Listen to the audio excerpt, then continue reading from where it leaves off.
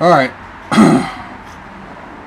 Check your machines, people that still have old-fashioned machines that hold on to them, that aren't fooling with, you know, the new load sensing machines. This is a Kenmore Elite. We've already put something on the channel for replacing the motor coupler. It means getting the tumbler to spin again. We did that in about 15 minutes. The video is a little longer than that because of the commentary and all that. So we're going after the agitator. We noticed that this one doesn't ratchet anymore, okay? I mean, which means it doesn't plunge the clothes downward and then back up to wash them like you would with your hands in an old-fashioned wash tub. So that's what this was designed to do. And so it's supposed to click, ratchet, and it doesn't. So it's not stopping in one direction, it's going in both directions, which means it's useless. A lot of people are running their machines and they don't understand that this is not working. That clunk clunk sound is not happening anymore, or it is a little bit, and it's weak, and they don't realize their clothes are coming out, you know, only half clean.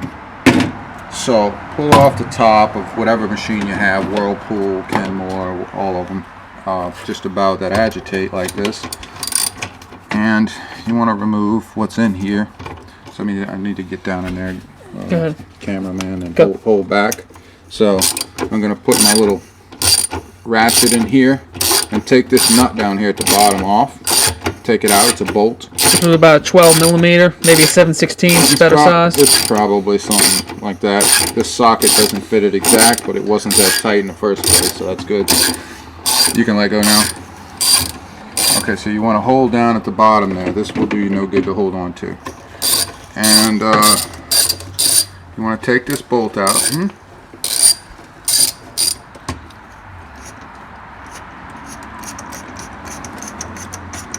Okay, I think we've done enough threads to get it out. And these need to be replaced quite often, a little bit more often than people think. So we're trying to pull up on this. All right, it's spring loaded with a little spring there. You see that? And then there's your bolt, and it was stuck because it had a lot of fabric softener from the previous owner.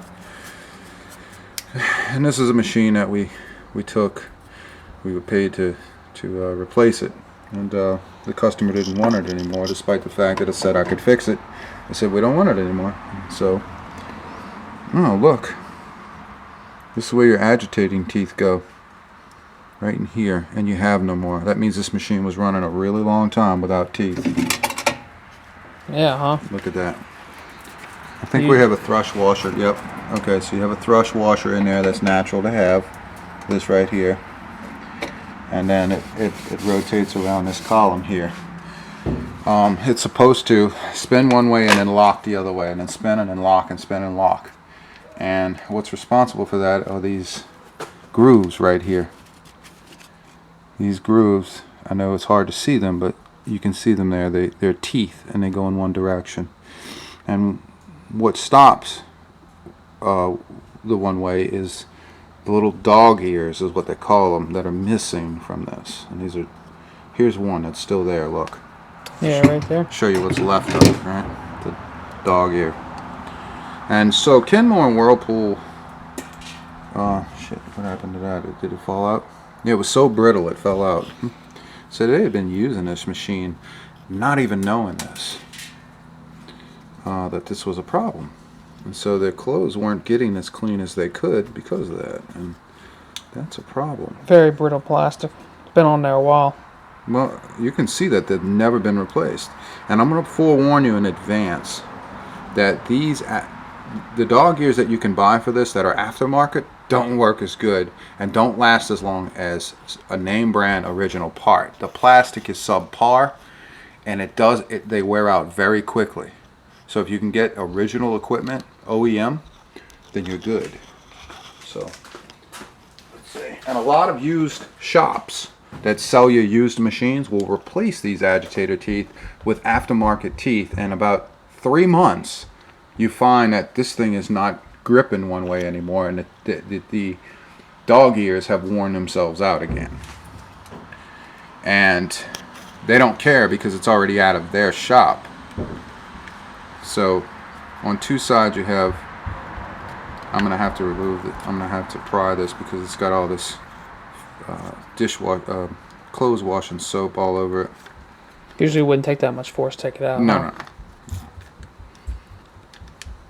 Let's see something. This could probably go on a different way, but no, I think it goes one way. It's got grooves for it. Okay, so we're kind of good on that.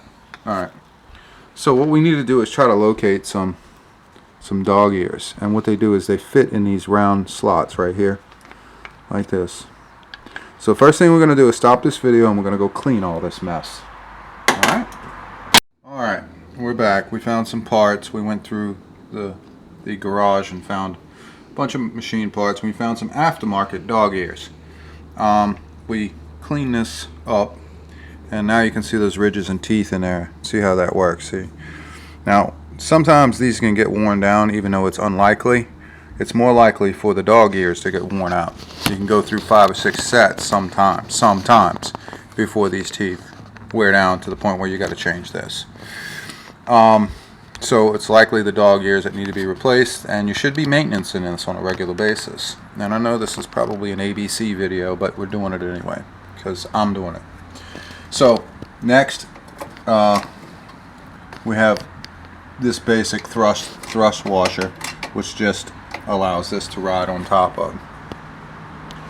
And so you would put it back down, and of course we'll take all this off later and clean it, and I'm going to explain why. This is only for test demonstration purposes only, really. These dog ears are in there now, like this. Now, it's tempting to want to take these and put them this way.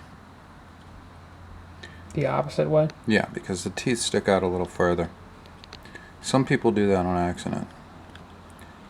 But to do them like this is the appropriate way, okay? To where they have the most leeway to spring out. Okay? And these are aftermarket dog ears because they're black. Okay? And if they're white, they're aftermarket as well.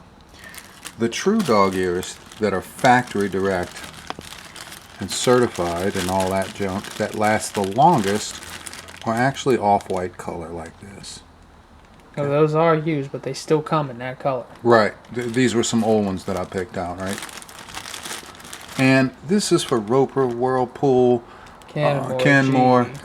These are the most common problems. The motor coupler that's in another video that I changed on this same machine, and the door switch. Okay, in this case it's just like a Whirlpool. The door switch is back here attached to a lever. That means it's under the body. So if you'll listen, there's a door switch in there. I mean, I can't hear it right now, but it's when you close it all the way. Right. It clicks when it gets down to about right here, and that's an arm pushing a switch on off back there. Okay?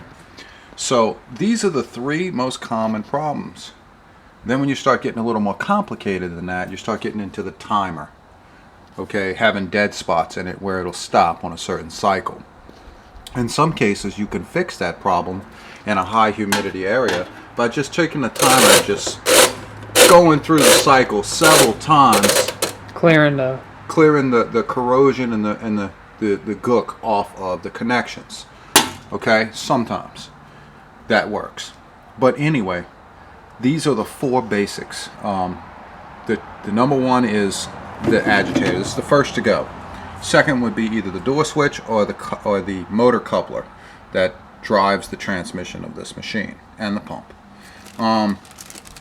Well, just the transmission, and then on would be the timer and things like that. So moral of the story is keep your old machine. So let's put this back together. Don't be so quick to throw it to the street curb, because you might not come out with something better with one of these newer, cheaper load sensing machines.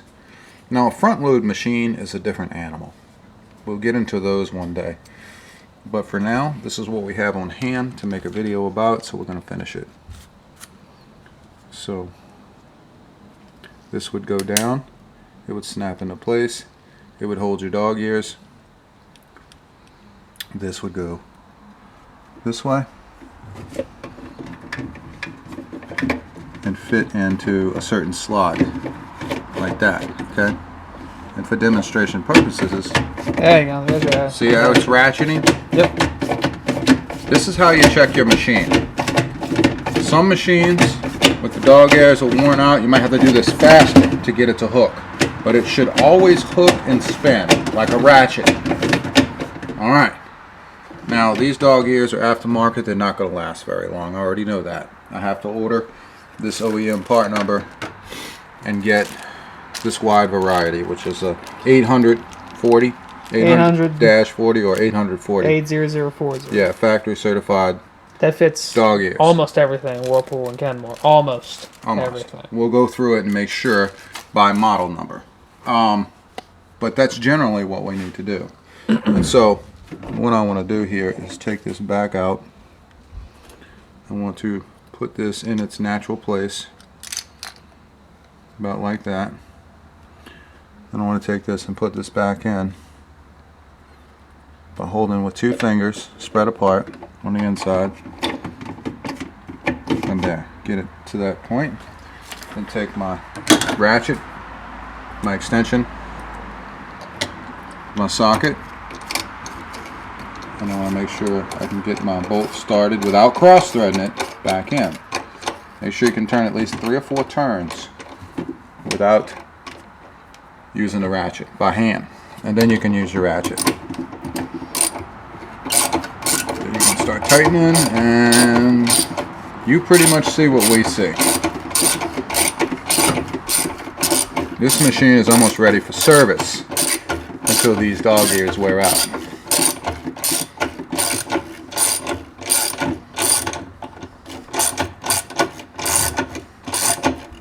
Alright. And then there. Now we're tight. Alright. Cap. Snaps down. That keeps the trash out.